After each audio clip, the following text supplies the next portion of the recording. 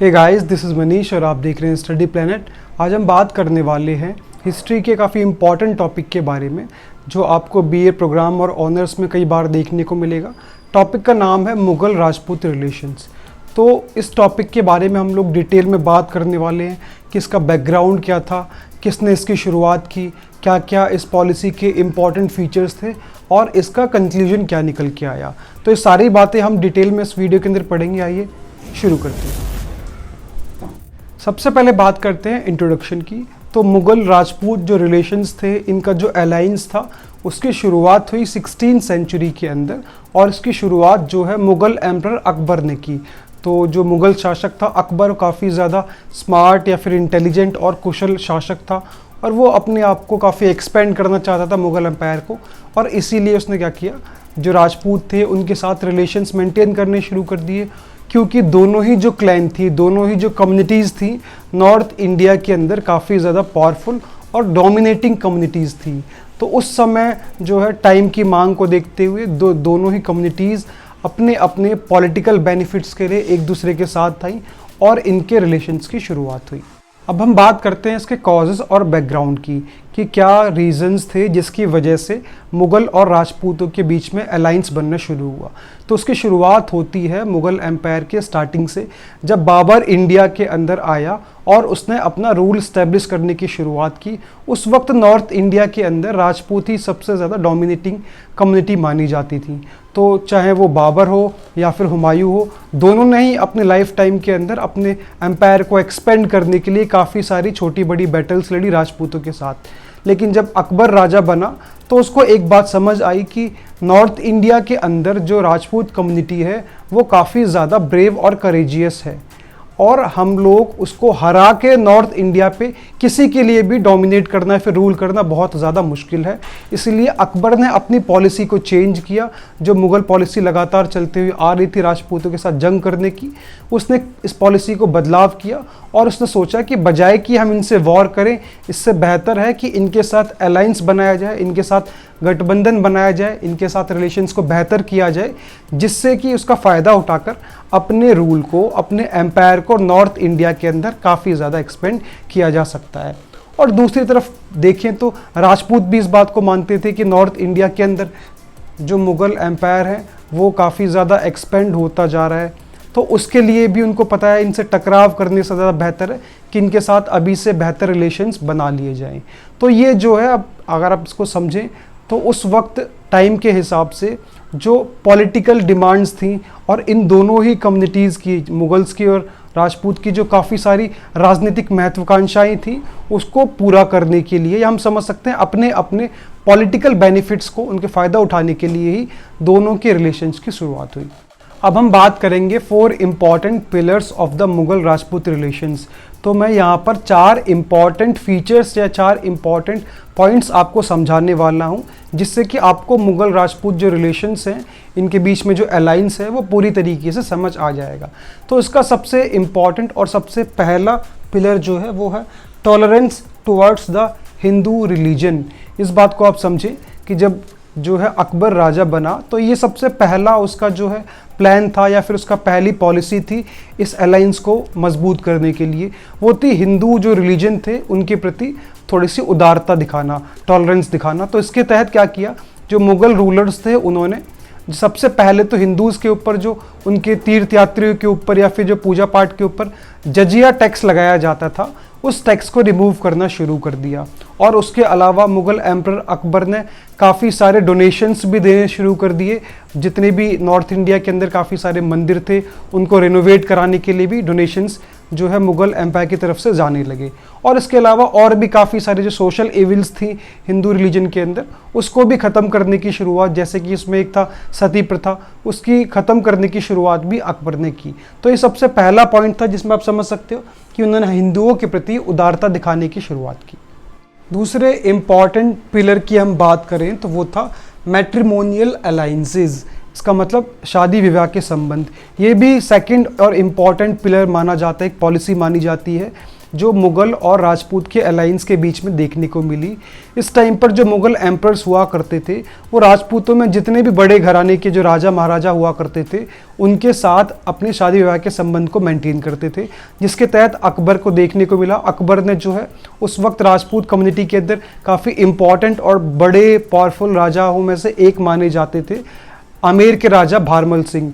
तो जो भारमल सिंह थे उनके साथ, उनकी डॉटर के साथ अकबर ने शादी की, और उसके अलावा भी काफ़ी सारी शादियां देखने को मिली इन दोनों कम्युनिटीज़ के बीच में। जैसे कि अकबर ने बीकानेर और जो जैसलमेर की राजपूत प्रिंसेस थी उनके साथ भी शादी विवाह के संबंध बनाए। तो इस तरीके से ये जो दो पावरफुल और रॉयल कम्युनिटीज़ थी उनके बीच में शादी विवाह के संबंध बनना शुरू हो गए।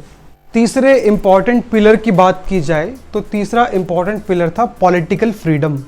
जैसा कि मैंने आपको बताया कि पूरे नॉर्थ इंडिया के ऊपर मुग़ल एम्पायर्स का शासन था, तो उसी नॉर्थ इंडिया के अंदर काफ़ी सारी छोटी बड़ी राजपूत स्टेट्स भी हुआ करती थी, राजपूत के रजवाड़े और साम्राज्य भी हुआ करते थे।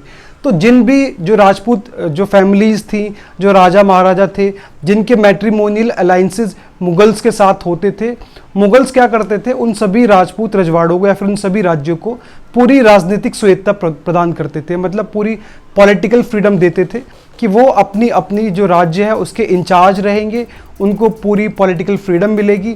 और उसके अलावा इस बात को भी सुनिश्चित होते थे कि मुगल्स कभी भी उनके ऊपर हमला नहीं करेंगे, क्योंकि उन दोनों के बीच में मैट्रिमोनियल अलाइंसेस बन चुकी हैं। चौथे पिलर की हम बात करें तो वो था Rajput appointed as the officials. तो इसका मतलब क्या है कि जितने भी मुग़ल एम्परर्स हुआ करते थे, मुग़ल के साम्राज्य के अंदर जो भी राजा महाराजा हुआ करते थे, वो भी बहुत बेहतर तरीके से जानते थे कि जो है राजपूत काफ़ी करेजियस और वॉरियर्स हैं और काफ़ी इंटेलिजेंट भी हैं। तो उनको जो मुग़ल एम्परर्स थे अपने साम्राज्य के अंदर, अपने दरबार के अंदर बहुत सारी ऊंची और बड़ी बड़ी पोस्ट या पद दिया करते थे उनको। तो जिनके साथ भी उनके मैट्रिमोनियल अलाइंसेस थे या जो भी उनको लगता था कि राजपूतों में मजबूत शासक है, उसके साथ हमेशा बेहतर रिलेशंस बना के रखते थे। और उसकी एक पॉलिसी ये भी थी कि राजपूतों को मुग़ल दरबार के अंदर बड़े से बड़ी पोस्ट और पद को देना। जैसे कि हम समझ सकते हैं कि राजा मान सिंह का एग्जाम्पल ले सकते हैं, जो कमांडर इन चीफ था, मतलब सेनापति था एक तरीके से अकबर का। उसके अलावा बीरबल का भी एग्जाम्पल ले सकते हैं, बीरबल भी उनके 9 रत्नों में से एक थे। और राजा टोडरमल देखा जाए तो राजा टोडरमल भी उनके फाइनेंस मिनिस्टर थे। तो ऐसे ही बहुत सारे रूलर्स थे जो राजपूत प्रिंसेस थे, राजपूत राजा या राजकुमार थे, उनको मुग़ल दरबार के अंदर काफ़ी ज़्यादा भरोसा और काफ़ी इम्पॉर्टेंट पोस्ट मिला करती थी जो उनके प्रेस्टीज को बढ़ाती थी। इसलिए भी इन दोनों के बीच में जो अलायंस था वो काफ़ी ज़्यादा मजबूत हुआ। आगे बात करेंगे इसके बारे में, उससे पहले आपको बता देते कि अगर आप लोग हमारे चैनल पे नए जुड़े हैं तो आप हमें सब्सक्राइब कर सकते हैं, जिसमें आपको क्लास 11, 12 ग्रेजुएशन और पोस्ट ग्रेजुएशन में पॉलिटिकल साइंस और हिस्ट्री से रिलेटेड बहुत सारी वीडियोस आसान भाषा में मिल जाएंगी। तो आप जिस भी क्लास में, जिस भी सेमेस्टर में, आप सिंपली चैनल को सब्सक्राइब कीजिए, उसकी प्लेलिस्ट को चेक कीजिए और अपनी प्लेलिस्ट के हिसाब से, अपने कोर्स के हिसाब से वीडियोस को देख सकते हैं। इसके अलावा अगर आप लोग हमसे पेड क्लासेस या पेड नोट्स आते हैं, उसके लिए भी आप हमें इंस्टाग्राम पे मैसेज कर सकते हैं। अब हम बात करते हैं Rajput policy after the Akbar कि अकबर की डेथ के बाद भी ये जो मुगल्स की राजपूत पॉलिसी थी वो कंटिन्यू रही। उनके बाद जितने भी रूलर्स आए, चाहे वो जहांगीर हो, चाहे वो शाहजहां हो या फिर औरंगज़ेब हो, वो भी इस बात को बहुत बेहतर तरीके से जानते थे कि मुगल्स जो है राजपूतों से टकराव करने के बाद या इनसे वॉर करने के बाद पूरे नॉर्थ इंडिया के ऊपर अपने रूल को कंसोलिडेट करके रखना मुश्किल है।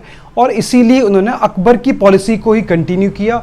जैसे हम जहांगीर की बात करें तो जहांगीर भी जो है एक राजपूत प्रिंसेस के ही बेटे थे, उनकी जो मदर थी वो राजपूत प्रिंसेस थी, और उन्होंने भी इस लेगेसी को कंटिन्यू किया और अपने मैट्रिमोनियल अलाइंसेस जो थे वो जैसलमेर और बीकानेर की फैमिलीज से बनाने शुरू किए और इनके रूलर्स को इम्पॉर्टेंट पोजीशन देना शुरू किए अपने दरबार के अंदर।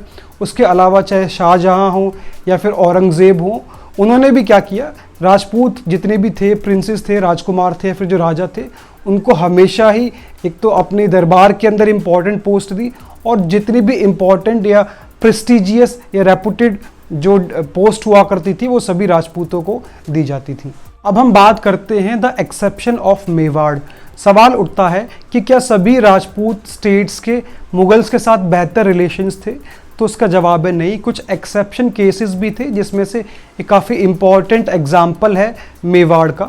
तो मेवाड़ एक मजबूत और इम्पॉर्टेंट जो है एक साम्राज्य या फिर एक स्टेट हुआ करता था राजपूत का, जिसके राजा थे महाराणा प्रताप, और उन्होंने कभी भी मुगल्स की सॉवर्निटी को, उनकी सुप्रीमेसी को मानने से मना कर दिया था। और उनका मानना था कि ये जो मैट्रिमोनियल अलाइंसेस हैं वो भी राजपूतों के लिए बेहतर नहीं है, और इसीलिए वो उन राजपूतों से भी नफरत करते थे जिनके मैट्रिमोनियल अलाइंसेस मुगल्स के साथ थे। तो इसी को लेके, क्योंकि उन्होंने अकबर की राजपूत पॉलिसी को रिजेक्ट कर दिया था और अपने स्टेट को, अपने साम्राज्य को एक इंडिपेंडेंट स्टेट माना था हमेशा से ही, और वो हमेशा लड़ते रहे। इसका नतीजा ये निकला कि जो है मुगल एम्परर अकबर के बीच में और महाराणा प्रताप के बीच में एक फेमस वॉर हुई, जिसको हम लोग हल्दी घाटी की लड़ाई के नाम से भी जानते हैं। अब हम लास्ट में बात करते हैं ओवरव्यू की। तो इस सबसे एक बात तो समझ आती है कि मुगल और राजपूत के जो अलाइंस था, जो रिलेशंस थे, वो उस वक्त समय के हिसाब से देखा जाए तो दोनों के ही, मुगल्स और राजपूत दोनों के ही अपने अपने पॉलिटिकल बेनिफिट्स को, पॉलिटिकल माइलेज को, या फिर हम समझ सकते हैं कि राजनीतिक फायदे के लिए किए गए थे, क्योंकि दोनों ही मजबूत साम्राज्य थे और दोनों ही अपनी पोजीशन को स्ट्रॉन्ग करना चाहते थे। और इसका फ़ायदा मुगल आर्मी को बहुत ज़्यादा मिला, मुगल एम्पायर को ज़्यादा मिला, कि मुगल एम्पायर के अंदर सभी इंपॉर्टेंट मिलिट्री की जो पोस्ट थी वो राजपूतों की दी जाती थी, कि राजपूत काफ़ी ब्रेव और करेजियस थे।